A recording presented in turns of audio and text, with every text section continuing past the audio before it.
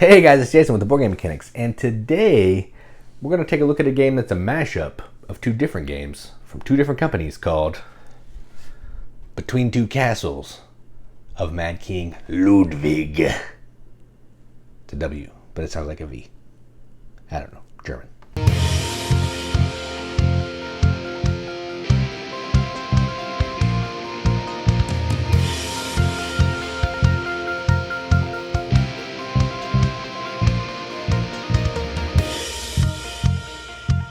Between Two Castles of Mad King Ludwig is from Stonemaier and Bezier Games, because they both kind of have the IPs going. It's a Stonemaier game, I think, officially, but it shares some of the licensing with Bezier, blah, blah, blah. I don't need to go into semantics, but they're both involved. It plays 3 to 7 players, and spoiler for it later, it plays better at higher player counts, but it plays 3 to 7. And what you're doing in this is you're contributing with the player on your right and on your left to make a castle. So I'm going to be working on this castle and this castle with 2 other people. So 3 people working on 2 castles. Trick here is you don't want to put all of your efforts into one castle, because your lowest scoring castle is your in-game score. So you want to make sure that you're giving both castles equal attention for the Mad King. The Mad King is fickle, but he likes stuff to be balanced. He doesn't want a fancy super popular castle. He doesn't want a small meddling castle. He wants 2 regular equal castles. Well, regular for the Mad King. That's enough talking, because that derailed a long time ago. But let's go down to the table, see how it plays. Alright, so here's a game of Between Two Castles of Mad King Ludwig, all set up for 3 players. This game probably plays better at higher player counts, and matter of fact, I know it does, which I'm spoiling a little bit. But I just want to kind of show you how it plays, and it's going to be easier for me to show you with 3. So what we're going to be doing here is we're going to be using these tiles to build the castle to our right and to our left. So I'm going to play as this character, or this person. Actually, I'll play sitting right here.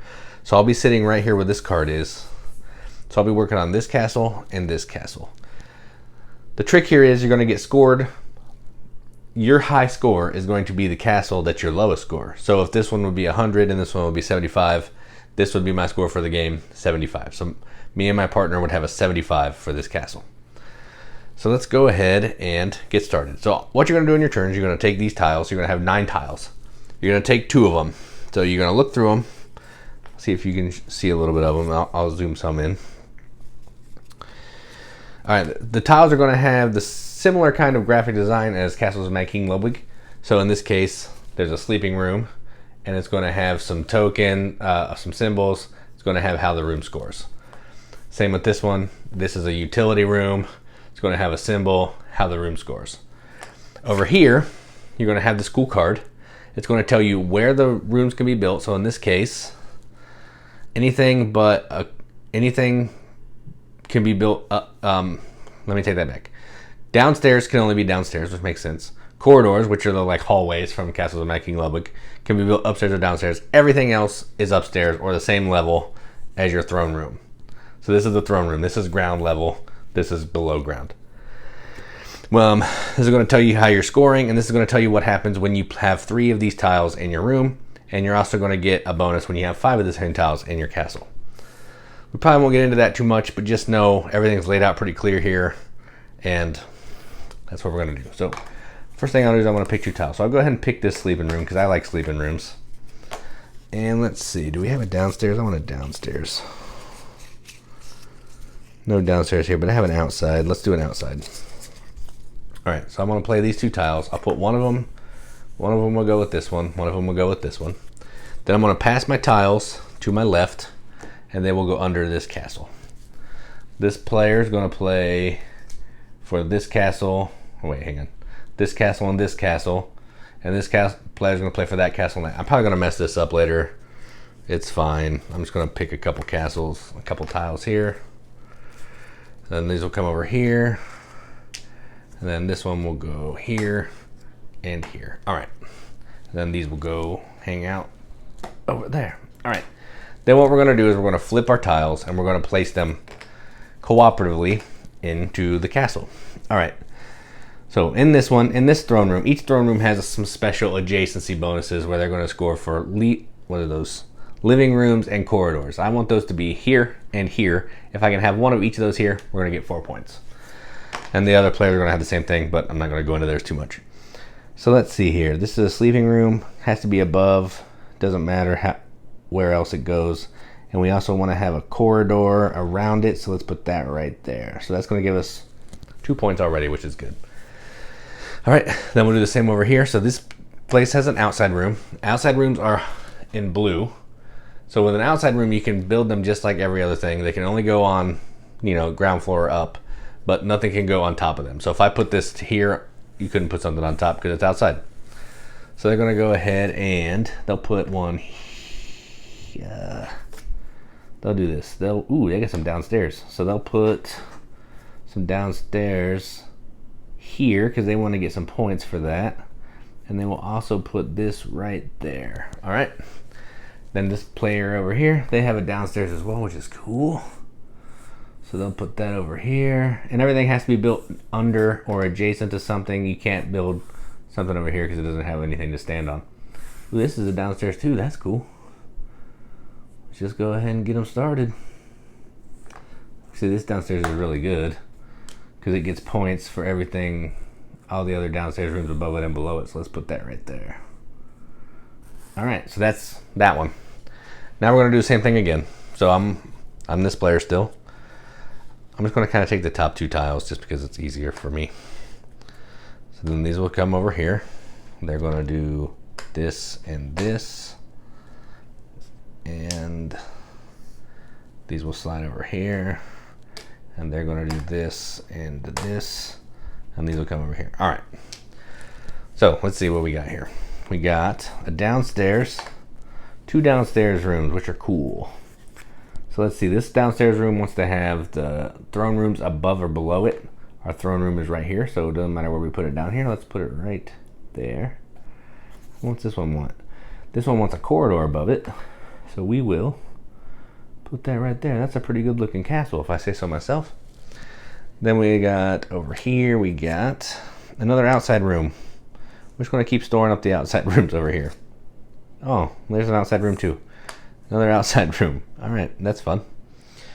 Then we will flip this downstairs. These people are just doing downstairs. So we'll put this one here. And then we will outside. So we have downstairs and we have some outside. So let's put that right there. All right, so that was that turn. Same thing, we're gonna do one here, we'll do one here, then we'll pass. Do one here, do one here, then we'll pass. Do one here, do one here, then we pass. All right, I'm just trying to play through this first round because then the second round's gonna be the same thing except you're gonna pass to the right and then we'll score. And I'll kind of talk through scoring a little bit, but not too much. Kind of just wanna show you how the gameplay works. So let's see what we got here. We got a utility room, 2 utility rooms. Anything over here score for utility rooms? No. But this one wants to have that, which is fine. So we're just gonna put these wherever. Let's put one here. Nope. Let's put that there. Let's put this one per connected food room. We don't have any food rooms yet, but let's put it right there. All right. We have a sleeping room. Any points for that? This one wants to be a below sleeping room, so we got to put this right here because that's a point. And then this one is another downstairs, and it wants to be below food room, so we'll put that there and hope we can get some food rooms up there. Then we have a leisure room. This one wants to be below leisure room, so we'll put that right there.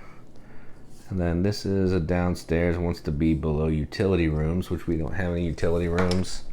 But we're working on it right here, so let's go ahead and tuck this one down here. Then we get 1 utility room here, got 2 points. All right, so now this will be the last turn of this round.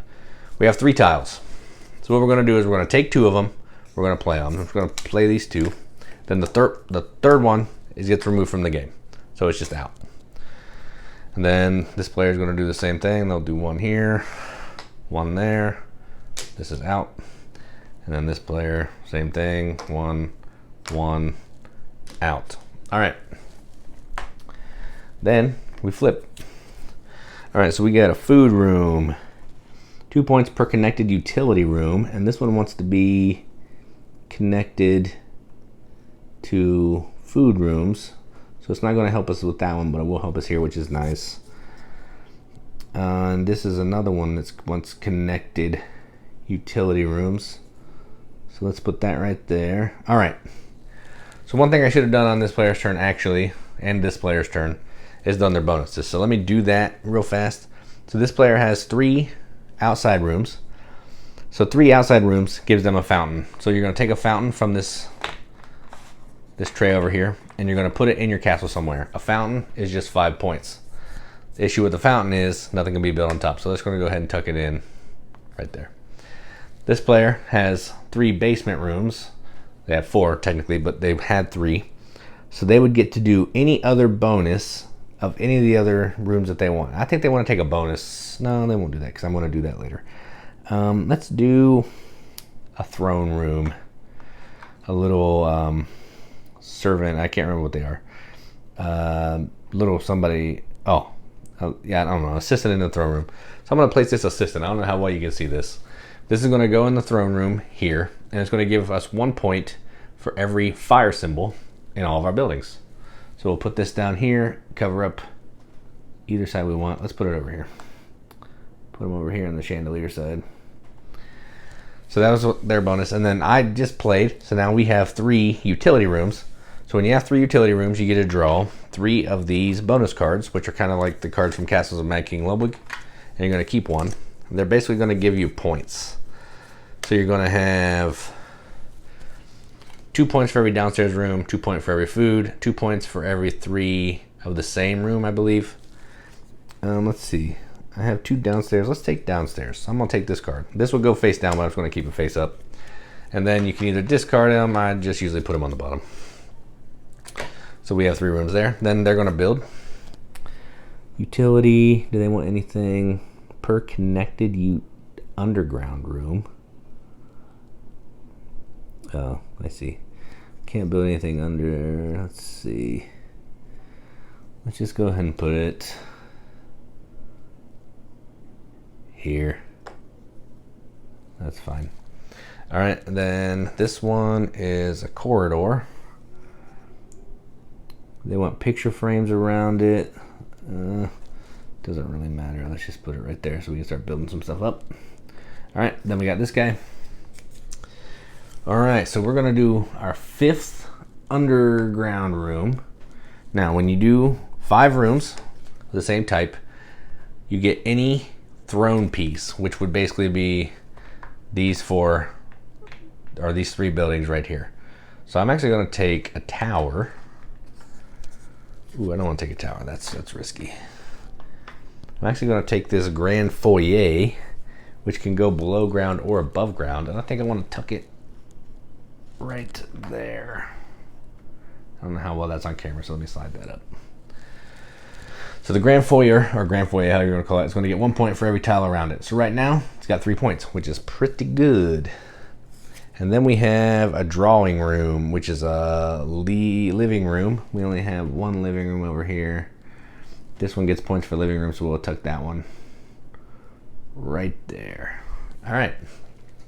And that is 1 whole round of Between Two Castles of Mad King Ludwig. To start the second round, everybody would take us another stack of tiles. And then instead of passing to the left, you're going to pass to the right. You're going to do the same thing. Place 2 tiles, score for 3, score for 5. You know, get the bonuses for 3, bonuses for 5. Then at the end of the game, you're going to score. So the score sheet is going to look something like this. It's going to have, you're going to name your castle. So I just put the initials of whoever is playing. And you're going to score all your food rooms, each individual room. You're going to get points for each individual one. Go on and go down. You're going to score your towers, your fountains, your grand foyers, your bonus cards, royal attendants. That's what that guy is, royal attendant. And throne room. Then you're going to add the points together. And the lowest of your 2 castles is going to be your final score. Whoever has the highest score of the lowest scores is the winner. That's how you play Between Two Castles of Mad King Ludwig. Let's go up to the top. See See what you think about it. All right, well, that was Between Two Castles of Mad King Ludwig. Yeah, this game is good. I played it a couple times and I didn't love it. I don't know if because we played it at lower player counts. The first couple times I played it at 3. I did not love it. The last couple times I played it at 5 and 6. Different story. So I don't know what makes it feel different at those higher player counts. Maybe there's more people competing. There's more castles that are going to have higher scores that are just going to make it, feel better and meatier. I don't know. It just feels better at higher player counts. So as you saw in the overview, it's a pretty straightforward game. You're taking some tiles. You're playing 2 tiles. You're passing them. It's a tile drafting placement game. The cool thing is, well, lots of cool things. The art is Castles of Mad King Ludwig art, and that is awesome. Has some of the funky art, and all the rooms are different. They're all weird because the Mad King is eccentric. He's mad.